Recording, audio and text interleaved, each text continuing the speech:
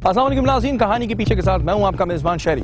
कहानी के पीछे में हमारी कोशिश होती है कि हम आपको जुर्म की वो दास्तानें दिखाएं और सुनाएं जो हमारे इर्द गिर्द रोनुमा होती और जिससे ज़्यादातर एक आम आदमी मुतासर होता है। अफसोसनाक सच्चाई ये है कि हमारे माशरे में कुछ ऐसे लोग मौजूद हैं जो अपनी नाजायज़ ख्वाहिशात की तकमील पाने के लिए कुछ ऐसे जुर्म के नित नए तरीके इस्तेमाल करते हैं जिनको देख कर और सुनकर इंसानी अकल हैरान रह जाती है। कहानी के पीछे में जो आज दास्तान हम आपको दिखाने जा रहे हैं उसको देखकर आपकी अकल भी हैरान रह जाएगी। आज मेरी नाश्ता नहीं करेगी? करेगी। आप तो जानते ही हैं, सबसे आखिर में नाश्ते पे आती है और good morning everyone.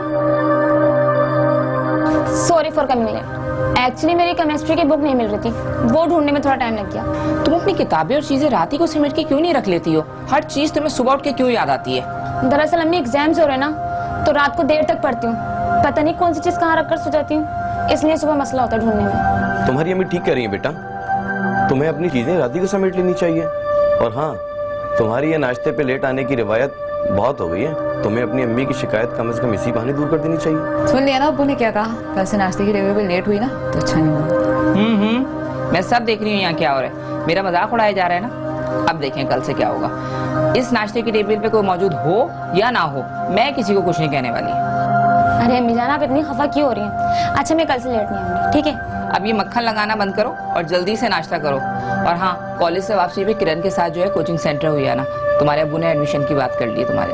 Thank you अब्बू जी, अब तो मुझे एग्जाम की तैयारी में कोई प्रॉब्लम ही नहीं होगी। वेलकम बेटा, मुझे अंदाजा है तुम्हें अपने एग्जाम के सिलसिले में थोड़ी मदद की जरूरत होगी, इसीलिए मैंने तुम्हारा एडमिशन किरण के इंस्टीट्यूट में करवा दिया है। और हाँ, किरण तुम्हारे साथ जाएगी शाम को और तुम्हारा तारुफ अपने टीचर से करवा देगी। ठीक है बेटा? आज मेरा हाफ डे है, ऑफिस से सीधा मैं तुम्हारे कॉलेज आ जाऊंगी, तो हम साथ चलेंगे। ओके? Thank you sister.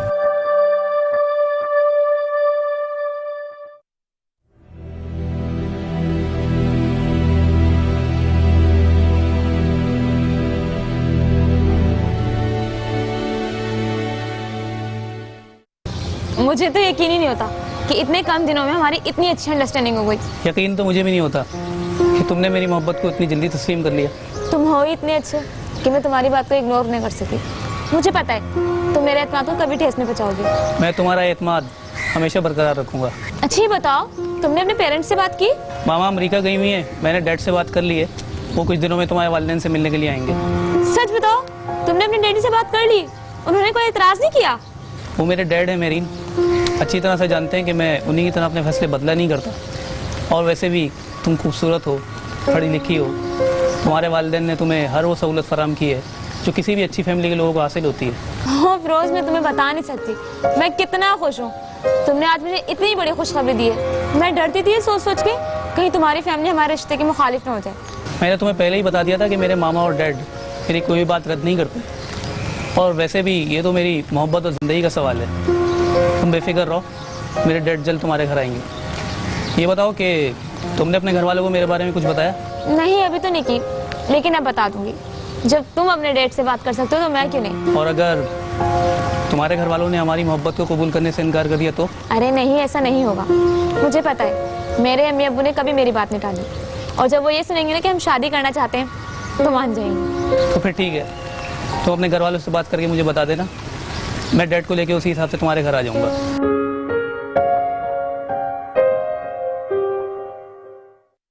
दौर जदीद में हमारी जिंदगियों में कई चीजें शामिल हुई हैं, लेकिन एक चीज जिसने नौजवान नस्ल को बहुत तेजी से मुतासिर किया है वो है पहली नजर का प्यार। जी हाँ, ये वायरस हमारी नौजवान नस्ल में कुछ तेजी से फैल रहा है और आगे यूं लगता है कि लड़का लड़की शादी ब्याह के मामला भी खुद ही तय कर लेंगे और माँ बाप का काम रह जाएगा सिर्फ बहू या दामाद को घर में वेलकम करने का। क्योंकि महरीन ने भी वालिदैन से मुशावरत के बगैर ही अपनी जिंदगी का अहम फैसला कर लिया था।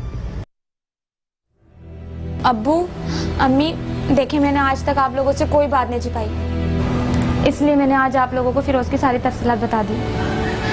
मैं चाहती हूँ जिस तरह आपने मुझे और किरण को पहले खुद फैसले करने की इजाज़त दी थी, बिल्कुल उसी तरह आज ये फैसला भी मेरी मर्जी के मुताबिक होने दें। लेकिन बेटा, तुमसे पहले किरण घर में मौजूद है, पहले हम उसकी शादी के बारे में सोच रहे हैं, तुम अचानक इतनी बड़ी बातें कर रही हो। देखो बेटा, लोग क्या कहेंगे कि बड़ी बेटी घर में बैठी हुई है और छोटी की शादी करने जा रहे हैं। ओहो अम्मी, मैं कब कह रही हूँ कि आप मेरी शादी फिरोज से बिल्कुल अभी कर दें। मैं तो सिर्फ इतना चाह रही हूँ कि आप और अब्बू फिरोज और उसके डैडी से एक बार मिल तो लें, ताकि आप लोगों को खुद पता चल जाए कि वो कितना अच्छा लड़का है। अम्मी, अब्बू, अगर महरीन चाहती है कि आप लोग एक बार फिरोज से मिल लें तो इसमें बुराई क्या है?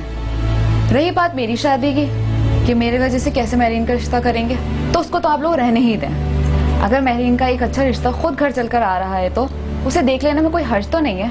अरे मेरी जान, एक काम करो, फिरोज और उसके डैडी को घर पे डिनर पे बुलाओ, फिर देखते हैं कि मेरी बेटी की पसंद कैसी है। ठीक है? थैंक यू अब्बू, थैंक यू अम्मी। मुझे पता था आप लोग मेरी बात जरूर मानेंगे।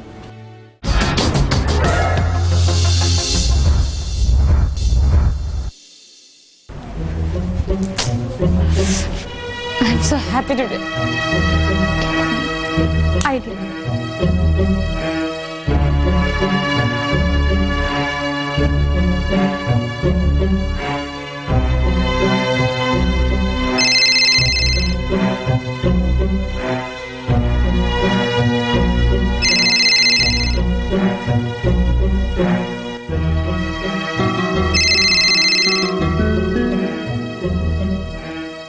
हेलो।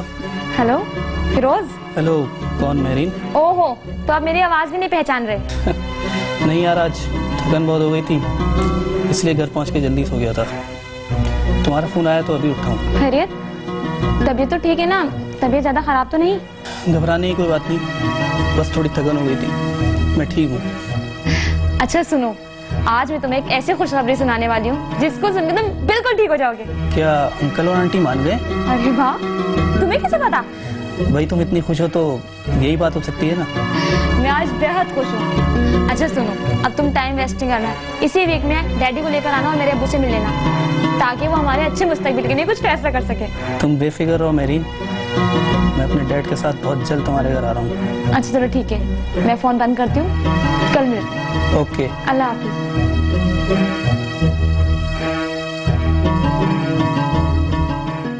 तुम फिक्र मत करो बेबी, मैं अच्छी तरह से जानता हूँ कि मुझे क्या करना है।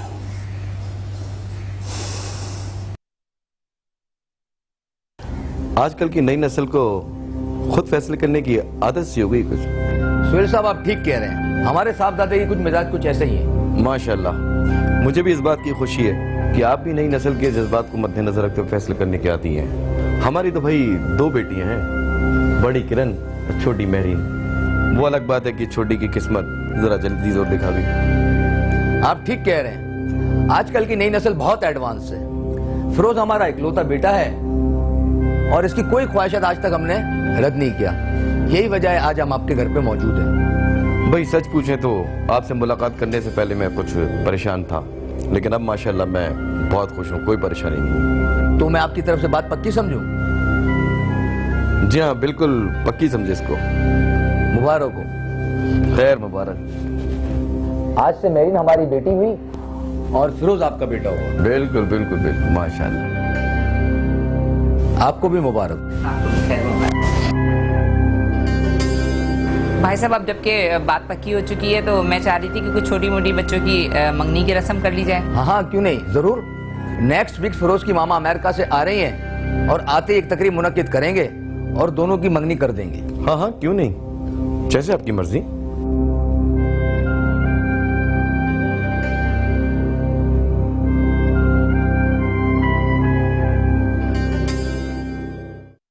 औलाद की खुशी के लिए अक्सर वालिदैन औलाद के कुछ ऐसे फैसले मान लेते हैं जिसके बारे में वो खुद भी बेयकीनी का शिकार होते हैं। यही कैफियत कुछ खुर्शीद बेगम और सुहेल साहब की थी, लेकिन उन्होंने अपनी औलाद की खुशी के लिए फिरोज के बारे में सही तरह इंक्वायरी नहीं करी।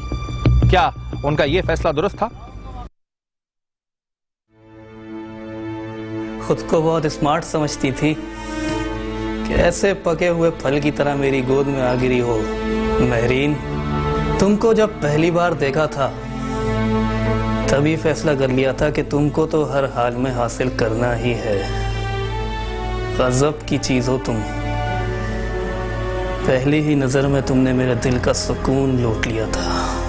आज से पहले मेरी जिंदगी में जितनी भी लड़कियां आई उनमें से सिर्फ एक तुम हो जिसको पटाने के लिए मैंने इतना सब्र किया है, मगर अब वही होगा जो मैं चाहता हूं।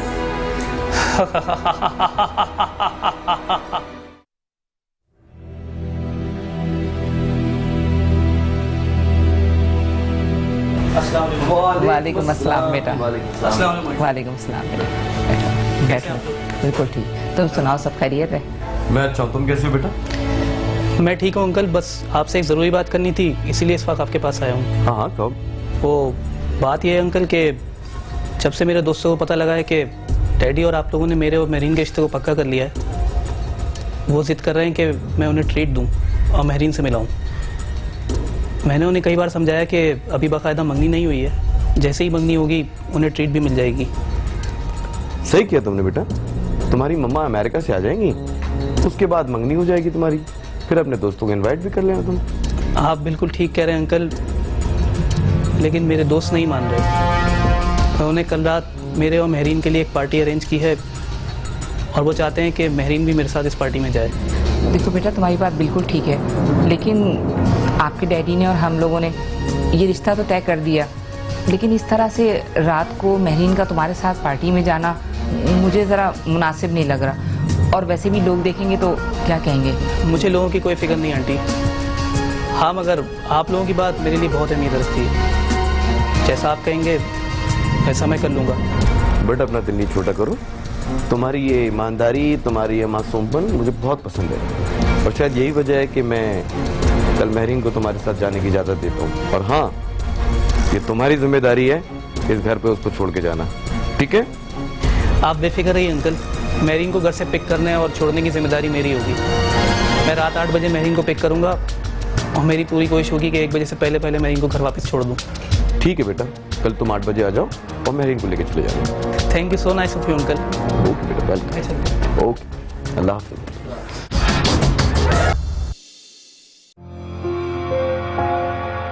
मैं इतना परेशान हूँ और तुम वहाँ बैठकर हंस रही हो। ये नहीं कुछ मेरी मदद कर दो। क्या मदद करवाऊं तुम्हारी? कपड़े तुम दिन में प्रेस कर चुकी हो, खाना भी 2 घंटे पहले खा लिया, मेकअप तुम मुझसे अच्छा करना जानती हो, और रही बात बेचारे बालों की, वो कब से तुम्हारे हाथों में। ऐसे में मैं तुम्हारी क्या मदद करूं? बस बैठ के बातें बनाते रहना। यार मैं सोच रही हूँ मैं कौन सा हेयर स्टाइल बनाकर जाऊँ।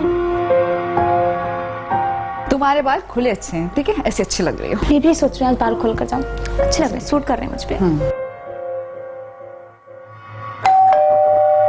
लो आ गए तुम्हारे हीरो साहब, जल्दी करो कहीं देर ना हो जाए।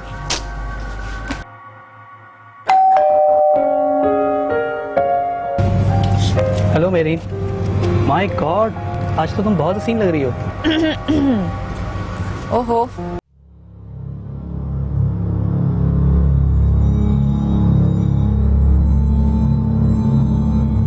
तुम्हारे दोस्त कहाँ हैं फिरोज?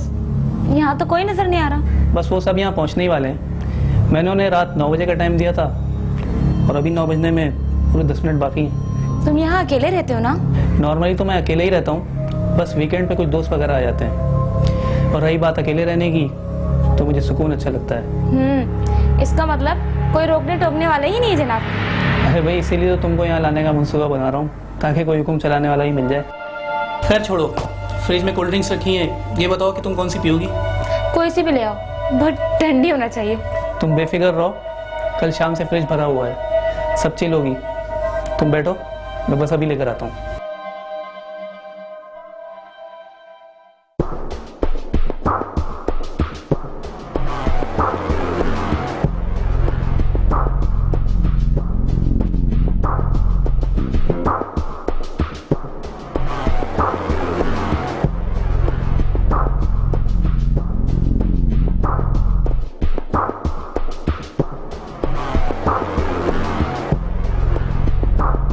अबे यार, कहाँ रह गए हो तुम लोग?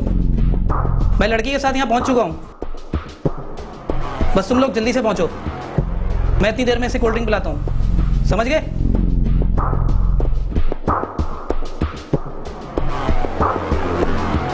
आज जश्न की रात है मेरी, जश्न की रात। बस ये कोल्ड ड्रिंक पीने के बाद तुम्हें कुछ पता नहीं चलेगा कि तुम्हारे साथ क्या हो रहा है।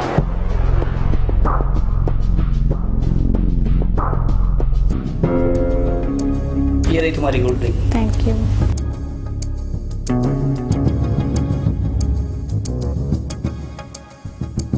इसका टेस्ट कुछ अजीब सा हो रहा है। इसका टेस्ट ऐसा ही है, थोड़ी चिल हो गई है, इसलिए थोड़ी कड़वाहट महसूस हो रही होगी। मुझे भी ऐसा ही लग रहा है, लेकिन चिल हो के तो टेस्ट ऐसा हो ही जाता है। अच्छा ये बताओ, तुम्हारे दोस्त अभी तक क्यों नहीं आए? लो, तुमने उन्हें याद किया और वो आ गए। तुम बैठो, मैं बस उन्हें लेकर आता हूँ।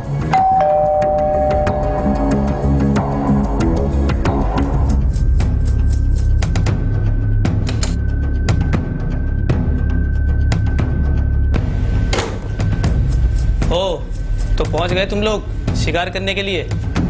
ऐसा कभी हुआ है हमने कोई शिकार फांसा हो और वो पहुंचा ना हो? यही तो। लड़की कहाँ है? मैंने सुना इस बार बहुत जबरदस्त हाथ मारा तूने। अबे तू क्या हल्का ले रहा था मुझे? इस बार तो वाकई जबरदस्त चीज हाथ लगी है। पूरे 2 महीने लगे ना यहाँ तक लाने में। इसका मतलब लड़की लाजवाब है, तभी तो मेरे दोस्त ने इतना सब्र किया है। अबे इससे पहले तो हम सिर्फ लड़कियों को ही घेरा करते थे, लेकिन इस दफा तो उसके चाचा मामा ताया सबको घेरना पड़ा है, तब कहीं जाके यहाँ तक पहुंचा है। फिरोज, इतना बड़ा धोखा मेरे साथ? मैं यहाँ नहीं रुकूंगी। कहाँ जा रही हो? चलो मेरे साथ अंदर, चलो मेरे साथ अंदर।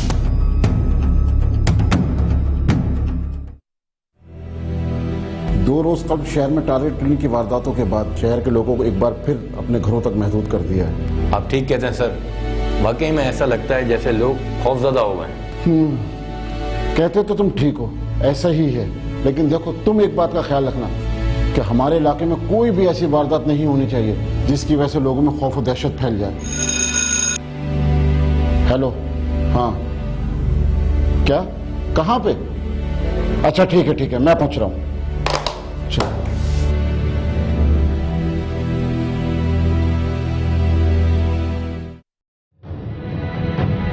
यहाँ तो कुछ भी नजर नहीं आ रहा है, किसी ने गलत खबर तो नहीं दी है? सर जल्दी आइए सर, यहाँ कुछ पड़ा हुआ है सर। सर जल्दी आइए प्लीज।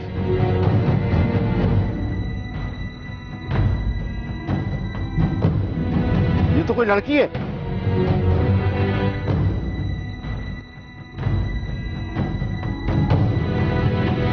ये अभी जिंदा है, फौरन एम्बुलेंस को फोन करो, इसको अस्पताल भेजो। तुम आसपास अच्छी तरफ चेक करो, देखो इसकी शनाख्त के हवाले से कोई ना कोई चीज जरूर मिलनी चाहिए। जी सर। देखो चारों तरफ।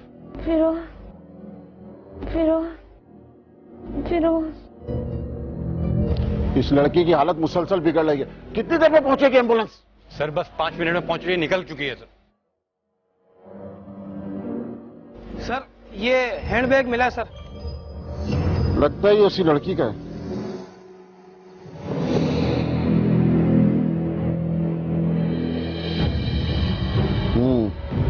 इस लड़की का नाम महरीन है।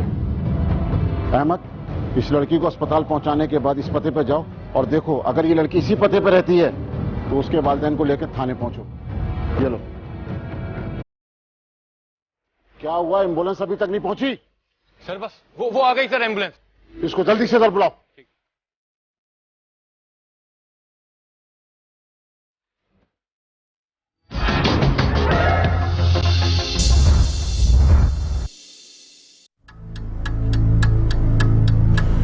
बात सुनिए, टाइम क्या हो रहा है? 12 बज रहे होंगे। 12। महरीन आ जाएगी, तुम फिक्र मत करो। और वैसे भी फिरोज ने बात की थी 12 और 1 के दरमियान आने की। वो बात नहीं है, असल में मैंने कभी अपनी बच्ची को इतनी रात तक घर से बाहर नहीं छोड़ा। पता नहीं क्यों मेरा दिल घबरा रहा है। तुम परेशान मत हो बेगम, वो आ जाएगी।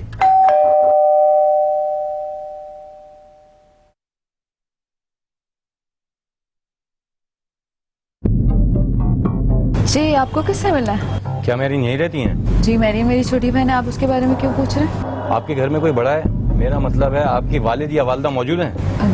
जी है, मगर क्या बात है, क्यों पूछ रहे हैं आप? अगर आप बुरा ना माने, क्या मैं अंदर आके उनसे बात कर सकता हूँ? जी आइए। Thank you.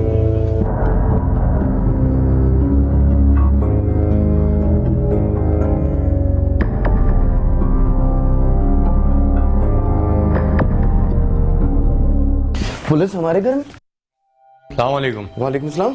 मैं एसआई अहमद हूँ।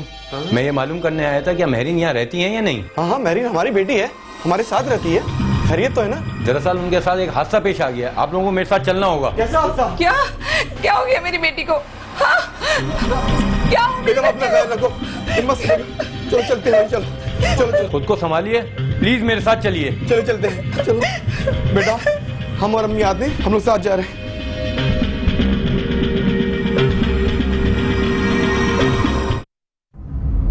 आपकी बेटी महरीन के बयान के मुताबिक फिरोज और उसके दोनों दोस्तों ने आपकी बेटी के साथ जबरदस्ती की। महरीन का यह भी कहना है कि फिरोज के साथ उसका रिश्ता तय हो चुका था, फिर उसने सब कुछ क्यों किया? ये बात समझ से बालातर है। हमारी भी समझ से बालातर इंस्पेक्टर साहब। क्या कसूर था मेरी पिपुल जैसी बेटी का? पता नहीं उन्होंने क्यों किया। क्या फिरोज और उसके साथियों को कुछ पता चला कि वो कहाँ है? हमने महरीन के बताए हुए पते पे छापा मारा था, लेकिन फिरोज और उसके दोस्त वहां से फरार हो चुके थे। लेकिन हाँ, हमें वहां ऐसी बहुत सी चीजें मिली हैं जिनसे ये साबित होता है कि फिरोज और उसके दोस्त कई किस्म का नशा किया करते थे। इंस्पेक्टर साहब, जब फिरोज का बाप मेरे घर आया था बेटी के रिश्ते लेने के लिए, वो कार्ड ही देखिए, उस कार्ड में उसका एड्रेस भी लिखा हुआ। ये वो एड्रेस नहीं है जिसमें हमने छापा मारा था।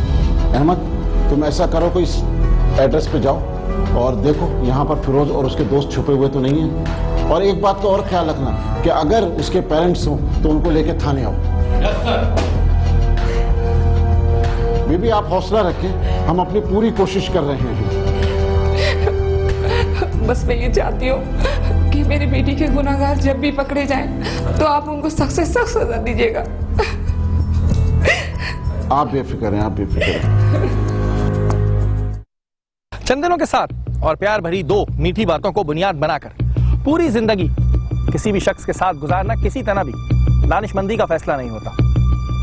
फिरोज से ना जाने कितने दोगले लोग हमारे माशरे में मौजूद हैं, बल्कि ना जाने कितनी मासूम लड़कियों को अपनी हवस और हैवानियत की भेंट चढ़ा चुके हैं। याद रखिए, थोड़ी सी मालूमात से यह बात हासिल की जा सकती है कि बज़ाहिर खुश मिजाज और खुश इखलाक दिखने वाला ये इंसान क्या वाकई ऐसा है जैसा वो नजर आता है?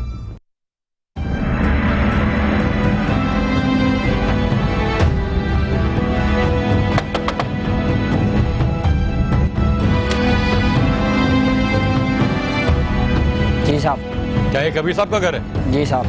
कहाँ है कबीर साहब? वो 3 महीने से अमेरिका गए हुए हैं। उनका लड़का फिरोज कहाँ पर है? कोई दिनों से घर पर नहीं आया साहब। सच सच बता। सही बात है साहब। झूठ मत बोल। हाँ बोलो, क्या हुआ? कोई सुराग मिला? तुम्हें यकीन है ये वही तस्वीर वाला लड़का है? क्या कहा? तो दोस्त भी साथ हैं?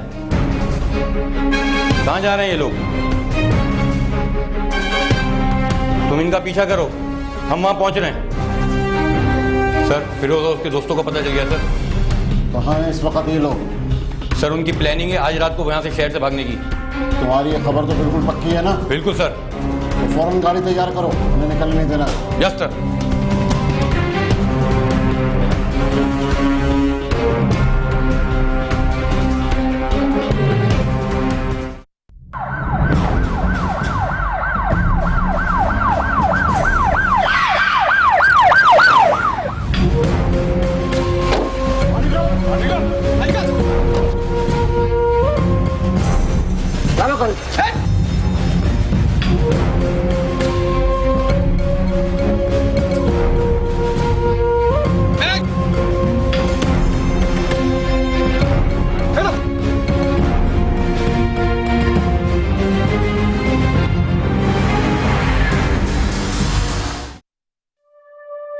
मैं तुम्हें यह बताने आया था महरीन कि फिरोज और उसके दोनों दोस्त यावर और रोशन को हमने गिरफ्तार कर लिया है। वो इस वक्त थाने में बंद हैं और कल सुबह हम उन्हें अदालत में पेश करके उनका रिमांड ले लेंगे। थैंक यू इंस्पेक्टर साहब। इंस्पेक्टर साहब, उन दरिंदों ने बताया कि उन्होंने मेरी बेटी के साथ ऐसी हरकत क्यों की?